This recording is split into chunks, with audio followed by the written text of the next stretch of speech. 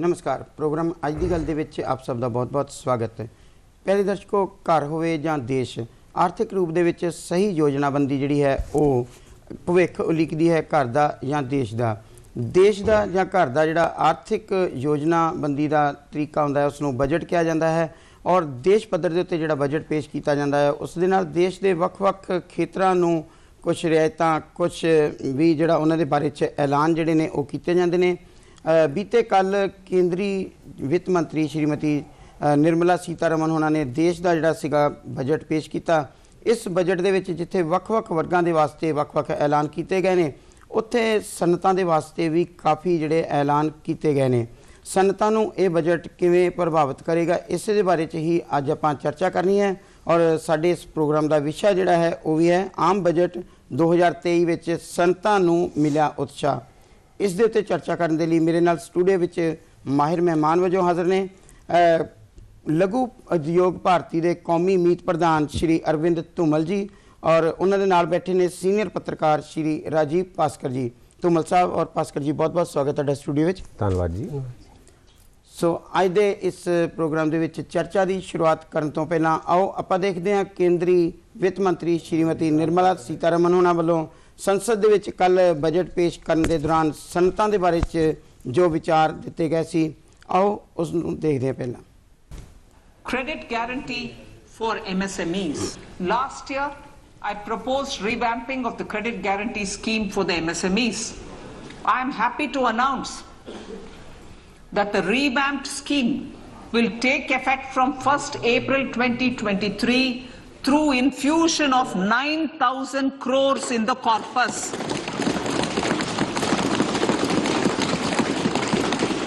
This will enable additional collateral-free guaranteed credit of 2 lakh crores of rupees. Further, the cost of credit will be reduced by about 1%. Honorable Speaker, sir, to enhance business activities in GIFT IFSC, the following measures will be taken. Delegating powers under the SEZ Act to the IFSCA to avoid dual regulation.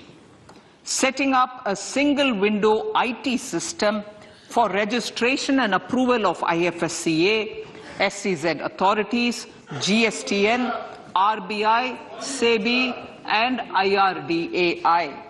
Permitting acquisition financing by IFSC banking units of foreign banks, establishing a subsidiary of Exim Bank for trade refinancing, amending IFSCA Act for statutory provisions for arbitration, ancillary services, and avoiding dual regulation under the SEZ Act, and recognizing offshore derivative instruments as valid contracts. Honorable Speaker, sir, data embassy. For countries looking for digital continuity solutions, we will facilitate setting up of their data embassies in GIFT IFSC.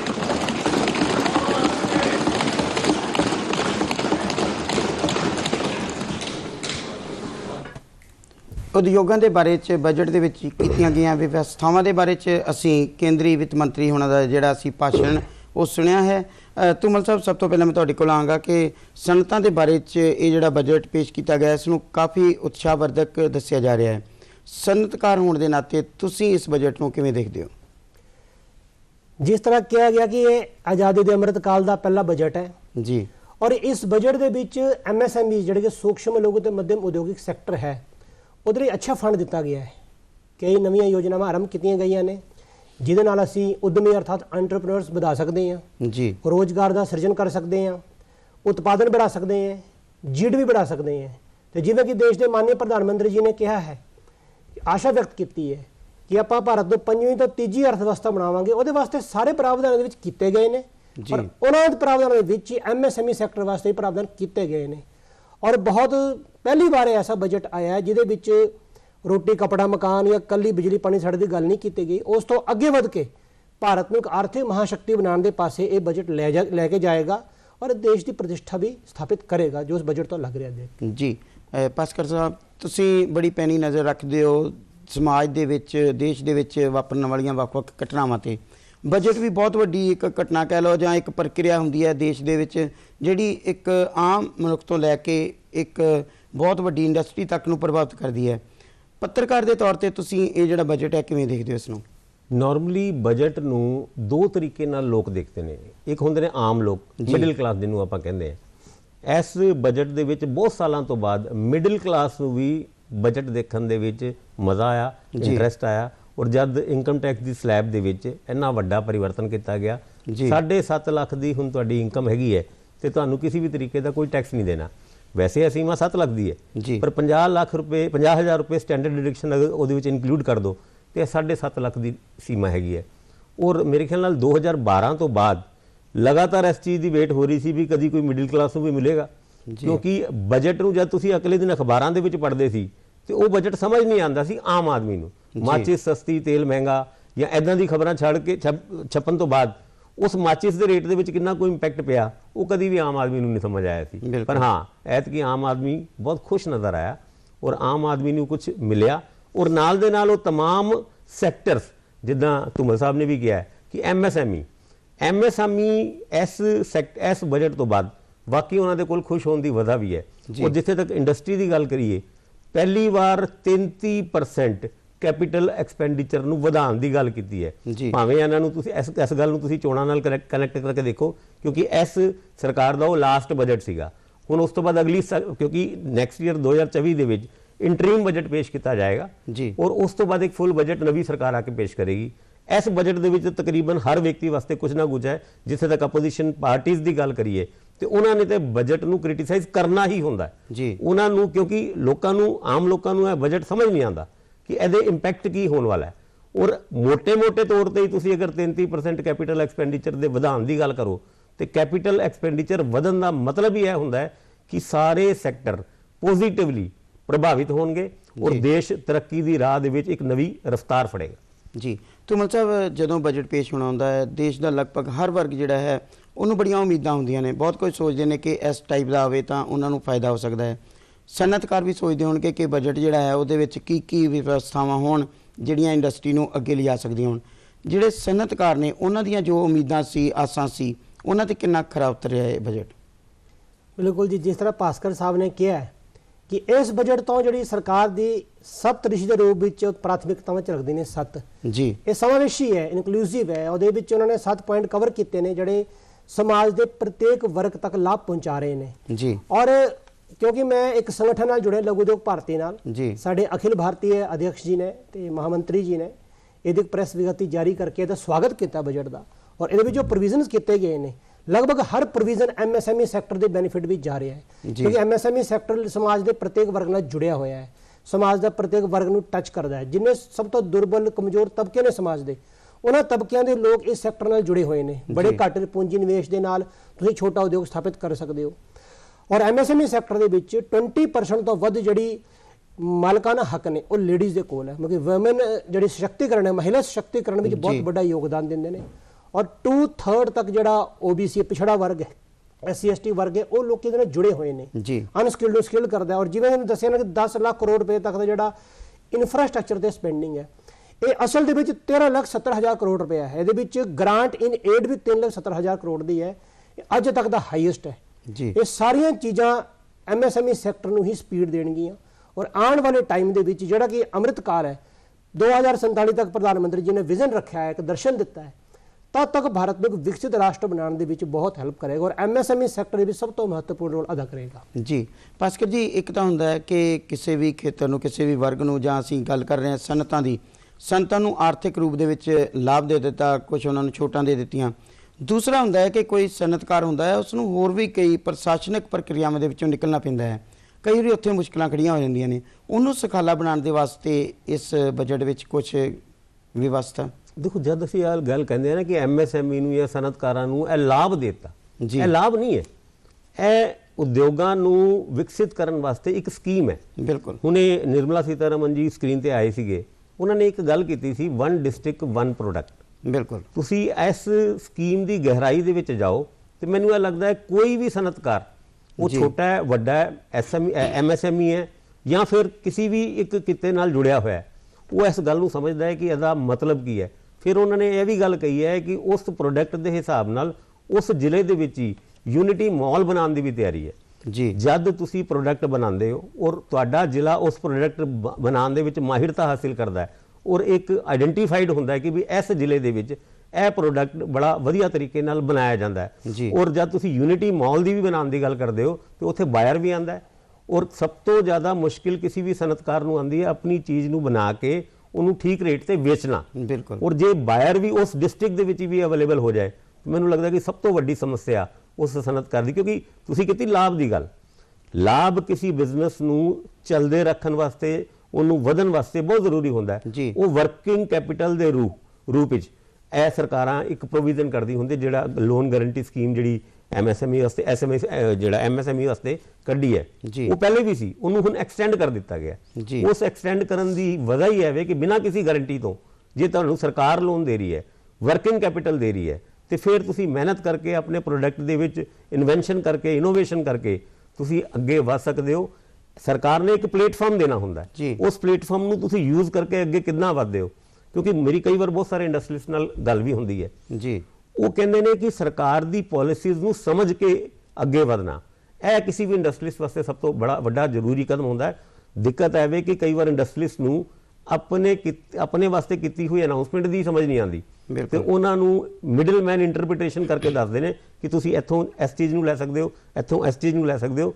ਜੇ ਸਨਅਤਕਾਰ ਇਸ budget ਨੂੰ ਖੁਦ ਸਮਝ ਕੇ ਅੱਗੇ ਵਧਣ ਦੀ ਕੋਸ਼ਿਸ਼ ਕਰੇ ਤੇ ਉਹ ਸਭ ਤੋਂ ਵੱਡਾ ਇੱਕ ਸਟੈਪ ਹੋ ਸਕਦਾ ਹੈ। ਔਰ ਮੈਨੂੰ ਲੱਗਦਾ ਅੱਜ ਲੋੜ ਵੀ ਇਸ ਗੱਲ ਦੀ ਹੈ ਜੀ, ਸਰਕਾਰ ਸਾਥ ਦੇਣ ਨੂੰ ਤਿਆਰ ਹੈ, ਤੁਸੀਂ ਸਰਕਾਰ ਦੇ ਨਾਲ ਕਿਸ ਤਰੀਕੇ ਨਾਲ ਅੱਗੇ ਵਧਦੇ ਹੋ ਇਹ ਤੁਹਾਡੇ ਉੱਤੇ ਡਿਪੈਂਡ ਕਰਦਾ ਜੀ। ਬਿਲਕੁਲ, ਅਸੀਂ ਚਰਚਾ ਨੂੰ ਜਾਰੀ ਰੱਖਾਂਗੇ, ਪਰ ਉਸ ਤੋਂ ਪਹਿਲਾਂ ਦੇਖਦੇ ਹਾਂ ਕਿ ਸਨਅਤਾਂ ਨਾਲ ਜੁੜੇ ਹੋਏ ਜਿਹੜੇ ਲੋਕ ਨੇ ਉਹਨਾਂ ਦੇ ਇਸ ਬਜਟ ਦੇ ਬਾਰੇ 'ਚ ਕੀ ਵਿਚਾਰ ਨੇ। ਦੂਰਦਰਸ਼ਨ ਦੇ ਵੱਲੋਂ ਵੱਖ-ਵੱਖ ਉਦਯੋਗਾਂ ਦੇ ਨਾਲ ਜੁੜੇ ਹੋਏ ਲੋਕਾਂ ਦੇ ਵਿਚਾਰ ਲੈ ਗਏ ਨੇ, ਆਓ ਪਹਿਲਾਂ ਉਹ ਸੁਣਦੇ ਹਾਂ।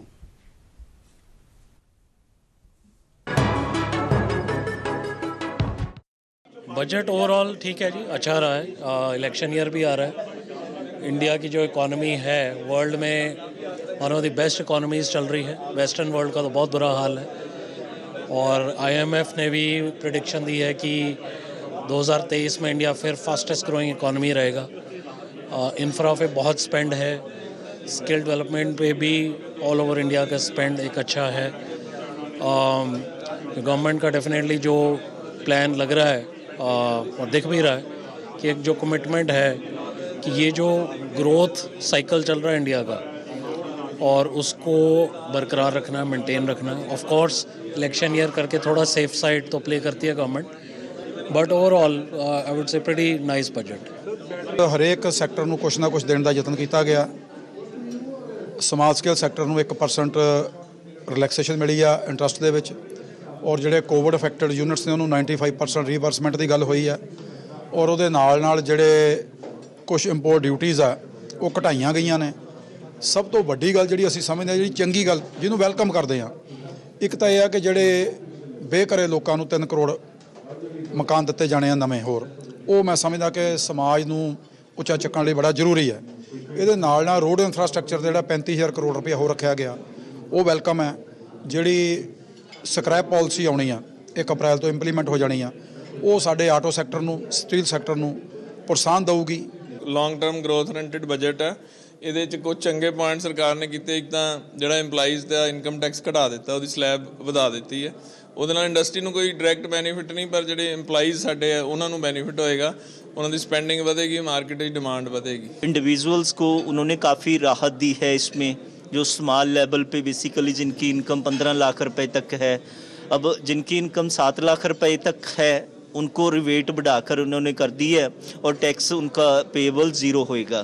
जिनकी 15 लाख रुपए तक है उनकी किट्टी में भी काफ़ी अमाउंट सेव होएगा उससे, बट जिनकी 15 लाख रुपए से ऊपर है उस इनकम में कोई बदलाव नहीं करा गया है इसमें, तो उसमें भी बदलाव लाने की ज़रूरत थी। MSME के लिए 1% रेट ऑफ इंटरेस्ट भी कम कर दिया। दूसरा, उन्होंने 9,000 करोड़ रुपया एडिशनल रखा है without collateral security guarantee scheme के लिए जो नया यूथ कोई भी काम करना चाहेगा उसके पास आज कोलेटरल सिक्योरिटी नहीं है, विदाउट कोलेटरल सिक्योरिटी इसको लोन मिल पाएगा। अगर 100 में से 10 यूथ भी अपना काम शुरू करते हैं तो 10 आदमी का एम्प्लॉयमेंट दे देंगे तो 100% एम्प्लॉयमेंट आ जाएगी, जॉबलेस काम खत्म हो जाएगा।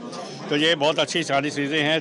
ये बजट पहली बारी मैं समझदा कि शलाघायोग ਨੂੰ मैं ਕਹਾਂਗਾ ਕਿਉਂਕਿ ਇਹਦੇ ਵਿੱਚ ਸਾਰਿਆਂ ਨੂੰ ਇਨਕਮ ਟੈਕਸ ਸਲੈਬ ਦੇ ਵਿੱਚ ਕੁਝ ਰਾਹਤ ਮਿਲੀ ਹੈ।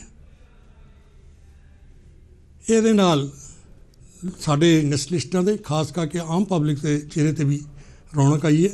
ਪੰਜਾਬ ਗਵਰਨਮੈਂਟ ਤਾਂ ਇੰਡਸਟਰੀ ਬਾਰੇ ਕੁਝ ਸੋਚ ਨਹੀਂ ਰਹੀ, ਕੁਝ ਵੀ ਨਹੀਂ ਸੋਚ ਰਹੀ ਵੀ ਇੰਡਸਟਰੀ ਜਿਹੜੀ ਹੈ ਉਹ ਖੀਲੇ ਸਾਹਾਂ ਤੇ ਆ।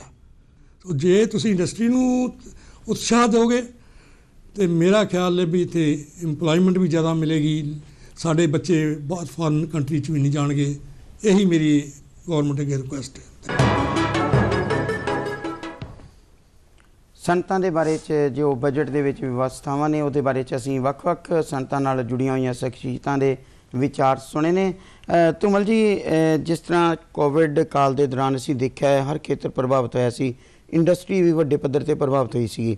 MSME ਦੇ ਵਾਸਤੇ ਇਸ ਬਜਟ ਦੇ ਵਿੱਚ ਕੋਵਿਡ ਦੌਰਾਨ ਜੋ ਕੋਈ ਨੁਕਸਾਨ ਹੋਏ ਸੀ ਉਹਨਾਂ ਦੀ ਭਰਪਾਈ ਦੇ ਬਾਰੇ 'ਚ ਵੀ ਕੁਝ ਵਿਵਸਥਾ ਹੈ, ਉਸ ਦੇ ਬਾਰੇ 'ਚ ਦੱਸੋ ਜਰਾ।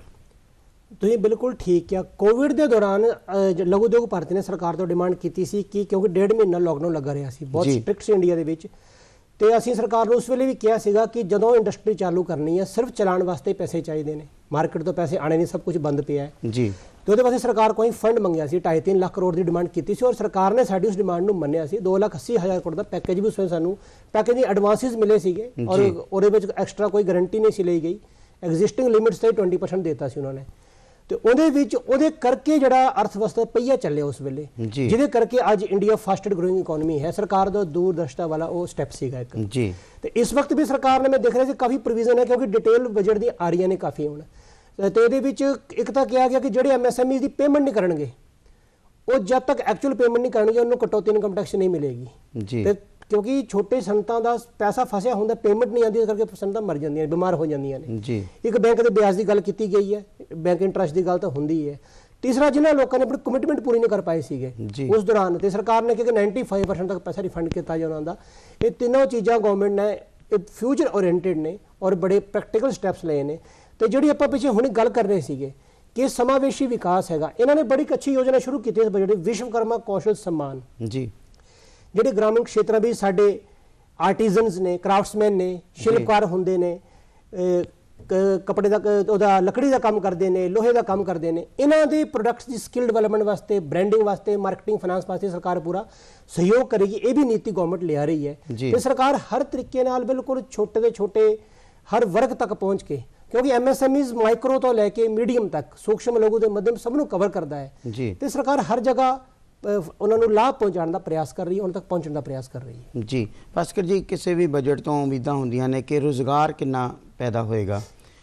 ਵੱਖ-ਵੱਖ ਜਿਹੜੇ ਪੱਖ ਨੇ ਇਸ ਬਜਟ ਦੇ, ਉਹਦੇ ਵਿੱਚੋਂ ਖਾਸ ਕਰਕੇ ਜਿਹੜਾ ਸਨਅਤ ਦੇ ਵਾਸਤੇ ਇਹਦਾ ਇੱਕ ਅਲੱਗ ਸੈਕਸ਼ਨ ਹੈ, ਉਹਦੇ ਵਿੱਚੋਂ ਰੁਜ਼ਗਾਰ ਦੇ ਕਿੰਨੇ ਕੁ ਮੌਕੇ ਉੱਭਰਦੇ ਹੋਏ ਨਜ਼ਰ ਆ ਰਹੇ ਨੇ। ਬਿਲਕੁਲ ਡਾਕਟਰ ਸਾਹਿਬ, ਸਭ ਤੋਂ ਵੱਡੀ ਗੱਲ ਹੈਗੀ ਹੈ ਜਦ ਅਸੀਂ ਗੱਲ ਕਰਦੇ ਹਾਂ ਕਿ ਕੈਪੀਟਲ ਐਕਸਪੈਂਡੀਚਰ 33% ਵਧਾਇਆ ਜੀ, ਤੇ ਉਹਦਾ ਸਭ ਤੋਂ ਜ਼ਿਆਦਾ ਤੇ ਸਿੱਧਾ ਫਾਇਦਾ ਰੋਜ਼ਗਾਰ ਨੂੰ ਹੀ ਹੁੰਦਾ ਔਰ ਟੀਚਾ ਵੀ ਇਹੀ ਹੁੰਦਾ ਜੀ, ਕਿਉਂਕਿ ਇਹਦੇ ਵਿੱਚ ਹਰ ਤਰੀਕੇ ਦੀ ਇੰਡਸਟਰੀ ਆਉਂਦੀ ਹੈ। MSME ਦਾ ਜ਼ਿਕਰ ਅਸੀਂ ਕਰ ਚੁੱਕੇ ਹਾਂ ਜੀ। ਜਦ ਵੀ ਦੇਸ਼ ਦੇ ਵਿੱਚ ਸਰਵਿਸ ਇੰਡਸਟਰੀ ਪ੍ਰੋਗਰੈਸ ਕਰਦੀ ਹੈ ਤਾਂ ਉਹ ਸਿੱਧੇ ਤੌਰ ਤੇ ਰੋਜ਼ਗਾਰ ਦੇ ਨਾਲ ਕਨੈਕਟਡ ਹੁੰਦੀ ਹੈ। ਅਦਰਵਾਈਜ਼ ਇੰਡਸਟਰੀ ਤੇ ਸਾਰੀ ਰੋਜ਼ਗਾਰ ਦੇ ਨਾਲ ਡਾਇਰੈਕਟਲੀ ਕਨੈਕਟਡ ਹੁੰਦੀ ਹੈ ਬਿਲਕੁਲ, ਪਰ ਉਹ ਰੋਜ਼ਗਾਰ ਦੇਣ ਦੀ ਸ਼ਮਤਾ ਜਦ ਸਰਵਿਸ ਇੰਡਸਟਰੀ ਡਿਵੈਲਪ ਕਰਦੀ ਹੈ ਤਾਂ ਬਹੁਤ ਜ਼ਿਆਦਾ ਵੱਧਦੀ ਹੈ।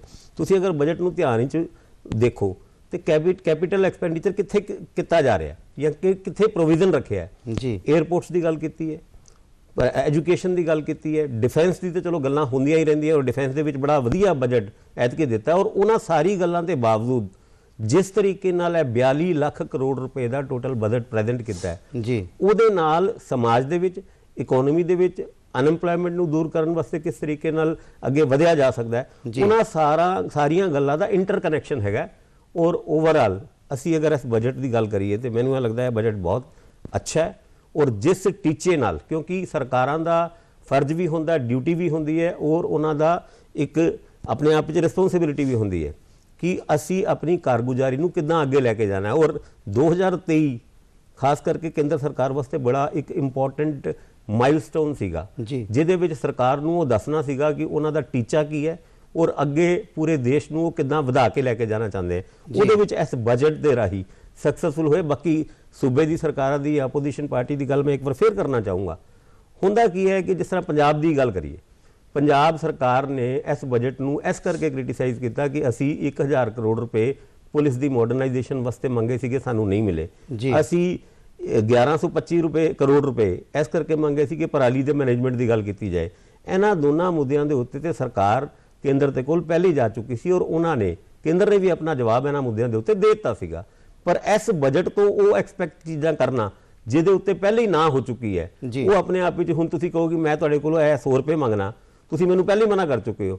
ਫਿਰ ਜਦ ਬਜਟ ਦਾ ਦਿਨ ਆਏ ਤੇ ਮੈਂ ਫਿਰ ਕੰਪਲੇਂਟ ਕਰਾਂ ਕਿ ਤੁਸੀਂ ਮੈਨੂੰ ਉਹ 100 ਰੁਪਏ ਕਿਉਂ ਨਹੀਂ ਦਿੱਤੇ। ਇਸ ਤਰੀਕੇ ਨਾਲ ਇਸ ਮੁੱਦੇ ਤੇ ਹਮੇਸ਼ਾ ਪੋਲਿਟਿਕਸ ਹੁੰਦੀ ਰਹੀ ਹੈ ਔਰ ਹੁੰਦੀ ਰਹੇਗੀ। ਪਰ ਬਜਟ ਦੀ ਗੱਲ ਦੇ ਉੱਤੇ ਆਪਾਂ ਦੁਬਾਰਾ ਆਈਏ ਤੇ ਟੀਚੇ ਠੀਕ ਨੇ ਔਰ ਇਹਦਾ ਲਾਹਾ ਸੂਬੇ ਦੀ ਸਰਕਾਰਾਂ ਵੀ ਲੈ ਸਕਦੀ ਹੈ, ਕਿਉਂਕਿ ਅੱਜ ਕੱਲ ਹੋੜ ਲੱਗੀ ਹੋਈ ਹੈ ਸਾਰੇ ਸੂਬਿਆਂ ਦੇ ਵਿੱਚ ਕਿ ਵੱਧ ਤੋਂ ਵੱਧ ਇਨਵੈਸਟਮੈਂਟ ਆਪਣੇ ਸੂਬੇ ਦੇ ਵਿੱਚ ਕਿੱਦਾਂ ਅਸੀਂ ਲਿਆ ਕੇ ਸਕਦੇ ਹਾਂ। ਔਰ ਇਹ ਜਿਹੜਾ ਬਜਟ ਹੈ ਔਰ ਬਜਟ ਦੇ ਵਿੱਚ ਰੱਖੇ ਗਏ ਪ੍ਰੋਵੀਜ਼ਨ ਦੇ ਨਾਲ ਜੇ ਸਰਕਾਰਾਂ ਕੋਆਰਡੀਨੇਟ ਕਰਕੇ ਇੱਕ ਤਰੀਕੇ ਨਾਲ ਤਾਲਮੇਲ ਬਣਾ ਲੈਣਗੇ ਤਾਂ ਬਹੁਤ ਫਾਇਦਾ ਜਿਹੜਾ ਹੋ ਸਕਦਾ ਹੈ, ਸੂਬੇ ਵੀ ਵਧ ਸਕਦੇ ਨੇ। ਜੀ ਧੂਮਲ ਸਾਹਿਬ, ਇੱਕ ਤਾਂ ਐਗਜ਼ਿਸਟਿੰਗ ਇਕਾਈਆਂ ਹੈਗੀਆਂ ਨੇ, ਲਘੂ ਉਦਯੋਗ ਹੈ, ਸਮਾਲ ਇੰਡਸਟਰੀ ਹੈ ਔਰ ਉਸ ਦੇ ਬਾਅਦ ਫਿਰ ਮੀਡੀਅਮ ਇੰਡਸਟਰੀ ਹੈ। ਇਹਦੇ ਵਾਸਤੇ ਵੱਖ-ਵੱਖ ਜਿਹੜੇ ਐਲਾਨ ਕੀਤੇ ਗਏ ਨੇ। ਅਗਰ ਕੋਈ ਨਵੀਂ ਇਕਾਈ ਸਥਾਪਿਤ ਕਰਨਾ ਚਾਹੁੰਦਾ ਹੈ, ਨਵਾਂ ਕੋਈ ਉਦਯੋਗ ਲਗਾਉਣਾ ਚਾਹੁੰਦਾ ਹੈ, ਉਹਦੇ ਵਾਸਤੇ ਕੀ ਵਿਵਸਥਾ ਹੈ ਇਸ ਬਜਟ ਵਿੱਚ? ਜਿਹੜੀ ਸਟੇਟ ਗਵਰਨਮੈਂਟਸ ਨੇ, ਸਟੇਟ ਗਵਰਨਮੈਂਟਸ ਆਪਣੇ ਆਪਣੇ ਹਿਸਾਬ ਨਾਲ ਇੰਡਸਟਰੀ ਪਾਲਿਸੀ ਦਿੰਦੀਆਂ ਨੇ ਜੀ, ਉਹ ਤਾਂ ਉਹਨਾਂ ਦੀ ਪ੍ਰਾਇੋਰਟੀ ਵਿੱਚ ਆਉਂਦਾ ਹੈ। ਓਵਰਆਲ ਤਾਂ ਬਜਟ ਤਾਂ ਪੂਰੇ ਦੇਸ਼ ਵਾਸਤੇ ਆ ਗਿਆ। ਕਿਸੇ ਪ੍ਰਦੇਸ਼ ਨੇ ਐਕਸਟਰਾ ਇਨਸੈਂਟਿਵ ਦੇਣਾ ਹੋਵੇ, ਜੇ ਪੰਜਾਬ ਦੀ ਇਨਵੈਸਟ ਪੰਜਾਬ ਪਾਲਿਸੀ ਸੀਗੀ, ਉਹ ਪੰਜਾਬ ਗਵਰਨਮੈਂਟ ਉਹਦੇ ਵਿੱਚ ਕੁਝ ਕਰ ਸਕਦੀ ਹੈ। ਕੇਂਦਰ ਸਰਕਾਰ ਐਜ਼ ਇਟ ਇਜ਼ ਹੈ, ਲੇਕਿਨ ਓਵਰਆਲ ਉਹਨਾਂ ਨੇ ਜਿਹੜੀ ਸਕਿੱਲ ਇੰਡੀਆ ਇੰਟਰਨੈਸ਼ਨਲ ਸੈਂਟਰ 30 ਨਵੇਂ ਖੋਲਣੇ ਨੇ, ਜਿਹੜੇ ਸਾਡੇ ਕੌਸ਼ਲ ਵਿਕਾਸ 4 ਯੋਜਨਾ ਸ਼ੁਰੂ ਕੀਤੀ ਗਈ ਹੈ। ਸਾਨੂੰ ਸਕਿੱਲਡ ਬੰਦੇ ਮਿਲਣੇ ਤਾਂ ਸ਼ੁਰੂ ਹੋਣੇ ਹੈ ਤੇ ਕੰਪਲਾਇੰਸਿਸ ਕਮ ਕੀਤੀਆਂ ਗਈਆਂ ਨੇ। ਇਹਦੇ ਨਾਲ ਛੋਟੀ ਇੰਡਸਟਰੀ ਨੂੰ ਬੜਾ ਬੈਨੀਫਿਟ ਹੈ। ਨਵੀਂ ਇਨਵੈਸਟਮੈਂਟ ਜਿਹੜੀ ਹੈ ਉਹ ਤਾਂ ਬੇਸਿਕਲੀ ਸਟਾਰਟਅਪਸ ਵਿੱਚ ਦਿੱਤੇ ਗਏ ਨੇ, ਕਾਫੀ ਇਨਸੈਂਟਿਵਸ ਦਿੱਤੇ ਗਏ ਨੇ।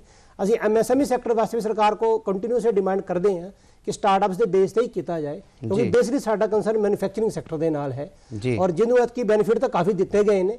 ਲੇਕਿਨ ਅਸੀਂ ਕੰਟੀਨਿਊ ਸਰਕਾਰ ਕੋ ਹੋਰ ਵੀ ਮੰਗਦੇ ਰਵਾਂਗੇ, ਕਿਉਂਕਿ ਬੈਕਬੋਨ ਕੰਟਰੀ ਦੀ ਐਮਐਸਐਮਈਜ਼ ਨੇ। 11 ਕਰੋੜ ਤੋਂ ਵੱਧ ਲੋਕਾਂ ਨੂੰ ਇਹ ਪ੍ਰਤੱਖ ਰੋਜ਼ਗਾਰ ਦਿੰਦੇ ਨੇ। 50% ਐਕਸਪੋਰਟ ਵਿੱਚ ਯੋਗਦਾਨ ਹੈ ਇਹਨਾਂ ਦਾ ਤੇ 38% ਤਾਂ ਇਹਦੇ ਵਿੱਚ ਮੈਨੂਫੈਕਚਰਿੰਗ ਯੂਨਿਟਸ ਨੇ।